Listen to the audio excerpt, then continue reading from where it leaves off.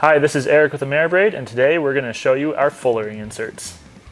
The purpose of the fullering inserts is to allow our small wheel holder to accept a Bader style small wheel. What's the difference between a Bader style small wheel and what we call a KMG style small wheel? As you can see, a KMG style small wheel has the bearings on outside of the wheel, out on the ends. However, a Bader style small wheel has its bearings inside the wheel with pins sticking out the inner race. The advantage of the KMG style small wheels, there's no limit to how small you can go with the small wheels. It gives you the widest range of sizes available. The downside is that any size smaller than the bearings, which happen to be 7/8 in diameter, so anything 3/4 of an inch and under, the bearings can get in the way of what you're trying to grind. For the wheel sizes that are in that awkward in-between, that's where the Bader style small wheel comes in. Instead of buying an entirely different attachment, all you need is to drop these inserts into our small wheel holder,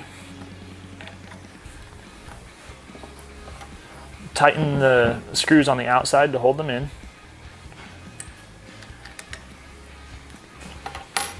and these spring clips will hold your wheel in place.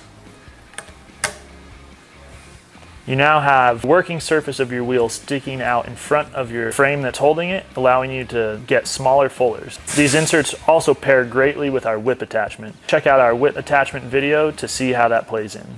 Thank you for watching. Hopefully you found that information useful. If you still have any questions, go to our website, AmeriBrade.com. You can find our phone number or write us an email. You can also follow us on Instagram and subscribe for more content like this on YouTube.